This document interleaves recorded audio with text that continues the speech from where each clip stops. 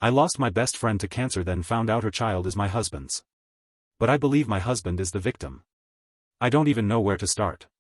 The past 6 months have been an absolute clusterfuck, and it only seems to be getting worse. My best friend since elementary school, who I'll call Alice, passed away in February from cancer. She had a 2-year-old daughter who went into the custody of her mom after she passed away, who I'll call Alexis. Last month Alexis showed up on our doorstep unannounced, telling my husband he needs to take responsibility for his child and either take custody or start finally paying child support. She says that Alice had told her when her daughter was born who the father was but didn't want anything to do with him. To answer the inevitable, Alice was a traveling nurse and made a lot of money, which is the only reason I can think of for why she didn't go for child support. During this conversation my husband had the worst panic attack he's ever had, so we had to end the conversation before I could get more details. My husband's story is I don't even know. He said that Alice's daughter is probably his, but that it isn't what I think. Almost 3 years ago we threw a large housewarming party as we just moved into our dream home after I finally finished residency and was set to make real money for once. Alice was in town and set to be at the party, but I was called into work before she got there. I didn't get back till after 3 a.m. The party was winding down. My husband had passed out upstairs and Alice had already left the party, which at the time I did find strange as we hadn't seen each other in months. My husband claims he woke up in the middle of the night to Alice on top of him, but he passed out again before he could say anything. He claims he never told me because he was worried I wouldn't believe him, which I don't know if I do. He showed me some texts he sent his best friend the next day asking for his advice about him, thinking someone raped him, but if he cheated he could have had that conversation as evidence, especially since he never said Alice specifically. Ever since the party he has been very distant with Alice, and after she had her daughter he would even find excuses not to be around the house when she would visit at all. I don't know if that's because he cheated or if Alice did actually rape him and this was his trauma response. Honestly, I don't know what to do. I've known Alice since we were children and she had never come across as that kind of person. But I've also known my husband for over a decade and he's not once ever given the inclination of a cheater. He's an attractive guy and I've seen the looks he gets at the gym, and he's never even given more than a glance. What the hell should I do? How do I figure out what the truth is here when Alice isn't even around to defend herself? She never even implied she liked my husband, let alone want to sleep with him. I told my husband he needs to get a DNA test before anything is decided on the child's part, but in the meantime he needs to move out while I think about what I'm going to do here. TLDR * husband maybe has an affair baby, he claims he was raped by my dead best friend. Edit * after talking with you I've come to the realization that my husband is being truthful. My best friend raped him. Several people pointed out that with Alice not liking my husband, if it was an affair she would have told me when she was dying, if only to separate us. You're absolutely right. I was there in the room while she passed. I held her hands for days, we talked about so much. If it was just an affair she would have told me. But if she raped my husband she wouldn't have said a word. That's the type of thing horrible people take to the grave. I've also come to the realization that I made a terrible mistake asking my husband to leave for a few days while I gather my thoughts. Not to make excuses, but losing my best friend to cancer, a long cancer fight that was brutal. To say that I was devastated wouldn't do it justice. That it happened only 6 months ago, I'm still feeling it every day. So to have this thrown on me? It's like I'm losing her all over again. Either she betrayed me and fucked my husband. Or she betrayed me and raped my husband. Not only have I lost her, but now I've lost the good memories an entire lifetime's worth. It was impossible for me to look at him and not also see her and be struck with the horror and realization of that loss all over again. I felt I needed to be able to break down, grieve and think without the fresh wave of loss I got every time I saw him. It was wrong of me to ask him to leave, you're right though, and as of a few minutes ago I've righted this wrong. I called my husband, apologized, told him I believe him and begged him to come home. He'll be here in half an hour at most, and I'm going to support my husband the way I know he would have supported me. I've been an off and on Reddit user for several years, and sometimes the advice given on subreddits like these can be a bit hit or miss. But today you guys did good. You've helped me realize not only that I was wrong and being stupid at that, but that I was hurting the person that needed me the most. I was selfish. I have no idea what we're going to do as far as the potential daughter is concerned, but I can assure you we'll deal with it together. It's going to take a lot of time and probably a lot of therapy to grieve this new loss. I feel numb now, as though I'll never cry again. My best friend raped my husband, which means she was no friend of mine. She flaunted it, coming to my house, sitting with me and gabbing. She brought her child here, trying to rub it in his face right in front of me. She tortured the man I loved, and I was an unknowing party to it. I feel sick to my stomach over how many times she came over just to hold it over him. I'm honestly at a loss on how to make that up to him. If you all have any ideas, please feel free to give them to me. I think I'll need all the help I can get. Tomorrow I'm going to take a leave of absence from work just until we can figure out our next steps and we can get our heads on straight. Comments. Comment 1, wow OP, that is a mess. Paternity test for sure. The old text the next day sealed it for me. I think your friend took advantage of your husband. Good luck, this is the story of the day for me. Comment 2, I don't know you or your marriage, but I think I would be inclined to believe and support my husband with the few details you've given. Comment 3, his reaction screams trauma response to me. Not being believed is a victim's worst nightmare. It's hard to be rational with these types of events, but could she have slipped him something? Did she have a history of one-night stands? Could they have been extra chummy because you weren't there and they were drinking? I find it odd she specifically asked about him the first time the baby was over and that she didn't approve of him on what basis. Edit, lawyer up and then paternity test. Can you have a calm and collected conversation with your spouse that you want to believe in him but you're also a mess emotionally and that you need a mediator together therapist? But mostly lawyers up now. I'm so sorry you're dealing with this. Update, I've received a lot of messages asking for an update, so I've decided to finally sit down and write one out. As you can imagine, after the clusterfuck that was thrust upon us, this update isn't likely to answer any of your questions, only present a few more. I want to start by telling you all that I love and trust my husband. My reaction to ask him for space to think in retrospect was wrong. But at the time I didn't know what to think. It was a combination of losing my best friend again and also the fear that I was losing my husband that sent me spiraling. Again, it was a mistake to ask him to leave, and I did rectify that in the end. Now for the update. As mentioned in the original post, I did take a leave of absence from work and we spent a long time just being together. Talking, reaffirming our love for one another and figuring out what to do next. We of course spoke with a lawyer, and my husband was very adamant about not having anything to do with the child but was willing to offer financial support as needed. So we agreed to do a DNA test immediately to prove paternity and then go from there. Didn't know you could buy tests on Amazon, but with only a few weeks processing it was the easiest path forward since Alexis lives hours away. To everyone's surprise, Alice's daughter is not my husband. We ended up testing twice, both very definitive. The first test we performed ourselves as mentioned, and another after Alexis refused to believe the first test and took my husband to court for child support. For a single second this whole thing made me second guess if my husband was raped, that this could have been her way of forcing my husband to admit to an affair. But after talking with Alexis, I don't think that was the plan. Alexis says that Alice told her my husband was the father under strict confidence, demanding that she never ever tell me or my husband. We were only ever to be told if Alexis died before Alice's daughter was old enough to take care of herself so that she wouldn't end up in foster care. The only reason Alexis came to us then instead of keeping that secret is because Alice's life insurance wasn't being released yet and she was out of options. She also felt I should know my husband and her daughter had had an affair. This all reaffirms in my mind that Alice did rape my husband with the expectation of getting pregnant with his child. She obviously had other partners at the time since one of them fathered her daughter, but no one knows who.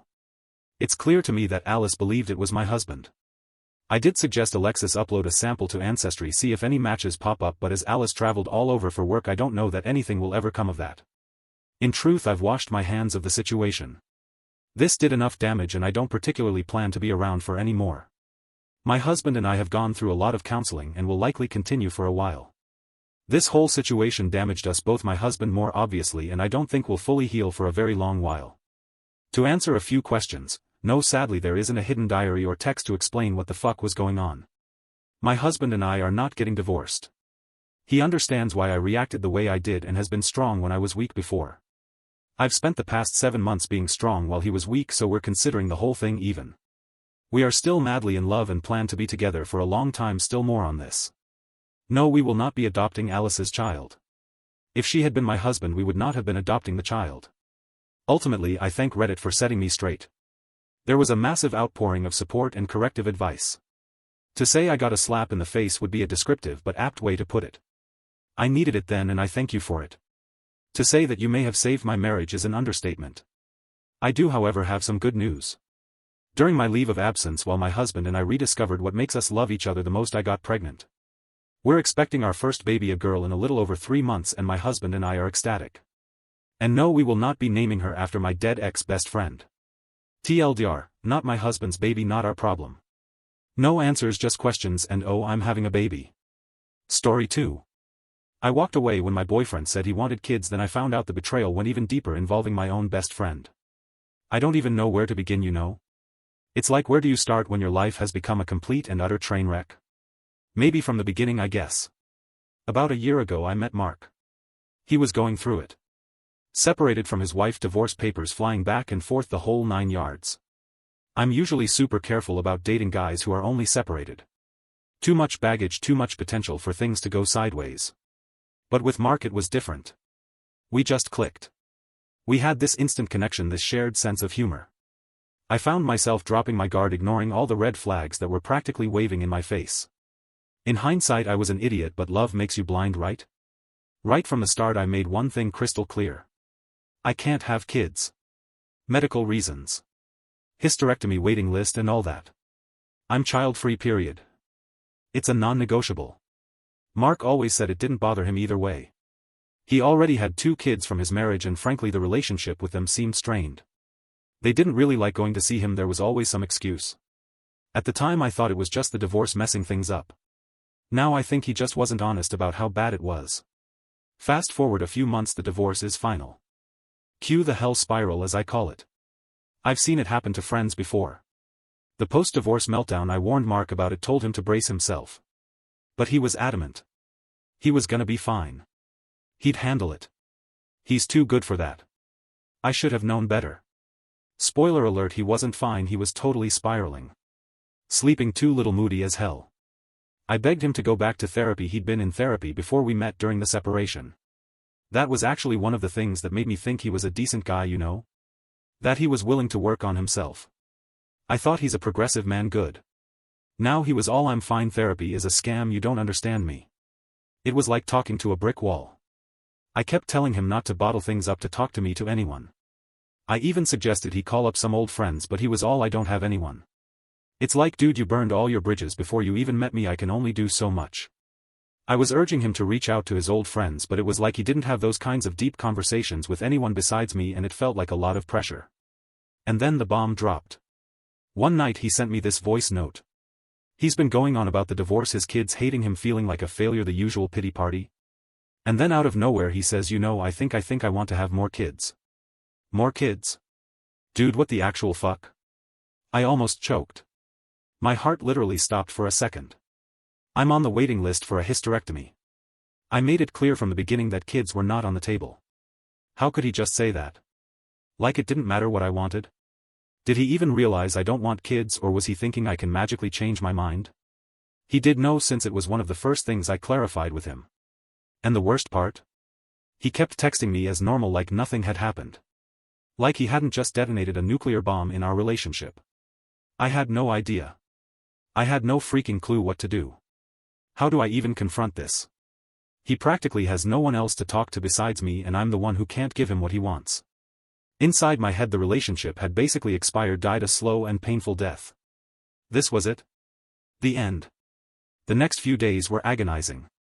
I went through the motions, answering Mark's texts, trying to act normal. But inside I was a mess. On one hand I felt sorry for him. I knew he was hurting, that he was confused. Part of me wanted to be there for him, to support him through this. But on the other hand I was furious. How dare he? How dare he completely disregard my feelings, my needs? How dare he make me feel like I wasn't enough? It's like I'm reminding a friend going through a divorce that everything they say is just thoughts, but you never realize until you're directly involved that these thoughts and words have such strong implications.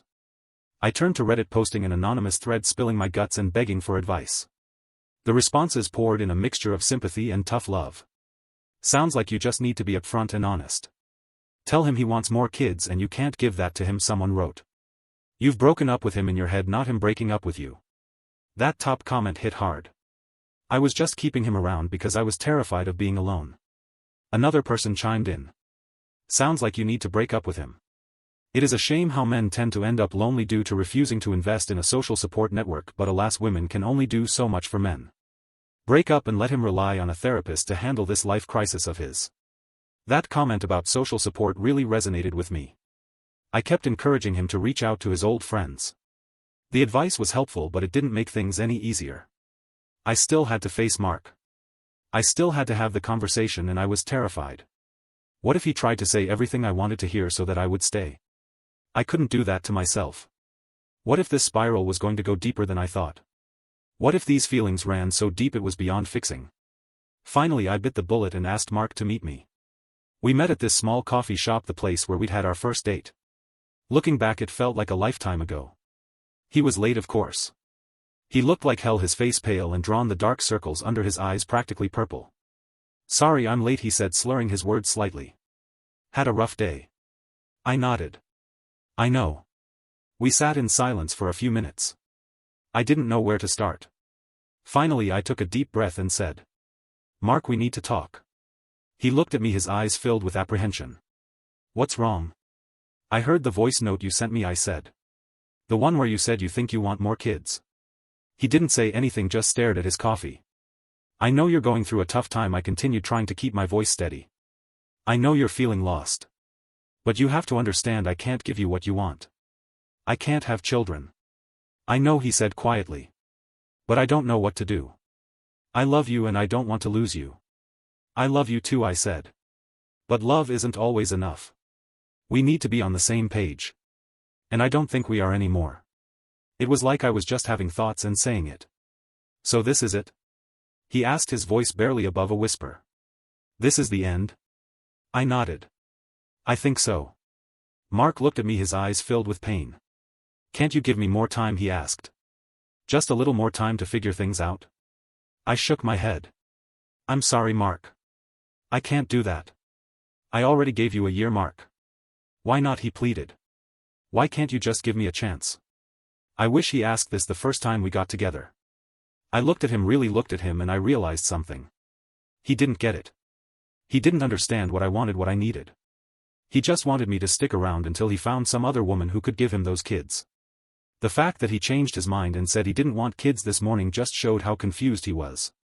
"You know I'm on the waiting list for a hysterectomy, right?" I said, my voice sharp. He nodded. "Yeah, so?" I laughed, a bitter, humorless sound. "So you're aware that this essentially means we're over?" He frowned. "It doesn't have to. We can still see each other until I make up my mind." I almost fell out of my chair. I stared at him, realizing he never actually knew me at all. Anyone who knows me knows I would never put up with this foolishness. I laughed out loud and said, "You want me to continue to see you while you decide whether or not you want kids? And then if you do, I should just meekly walk away? Does that sound like that's fair?" It sounded so ridiculous even coming out of my mouth.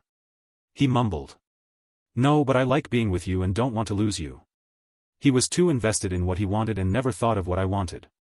I told him what I'd told a friend: sort out your relationship with the children you have before making new ones, and gave him a book on that subject I happened to have in my bag. He didn't even look at it. I'm sure his family thought I was the horrible one. I stood up and walked out. I left the coffee shop and the tears started flowing. I was going to miss him so much. He kept texting me afterward, pleading, begging, trying to convince me that he'd made a mistake. But I blocked him. I couldn't do it anymore. The following weeks were a blur of loneliness and regret. I missed Mark terribly. I missed his smile, his touch, the way he made me laugh. I missed the feeling of having someone by my side. I enjoyed his company and he made me feel like a real woman. I tried to fill the void with work, with friends, with hobbies. But nothing seemed to help. The pain was always there, a dull ache in my chest. I had health conditions and I always told myself that my burden on Mark may be too much, but Mark told me he liked that I challenged him to get back up and about. Then one evening I got a call from Alexis, Alice's mother. I hadn't spoken to her since all the drama with Lily. "I'm sorry to bother you," Alexis said. "But I thought you should know." "Know what?" I asked, my heart sinking. "John, he's back with his ex-wife," Alexis said. I froze. I couldn't believe what I was hearing. The divorce with his ex-wife seemed so acrimonious, it's hard to believe that they made up. "Are you sure?" I asked, my voice trembling.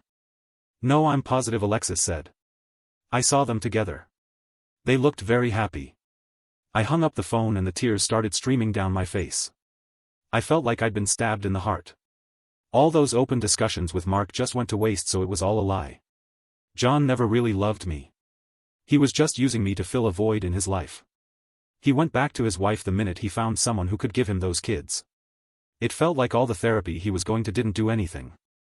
I felt a wave of anger, pain, and betrayal wash over me. I had trusted him. I had loved him. And he had repaid me with deception and lies. And he left to go back to his horrible kids, who I learned had a lot of attitude.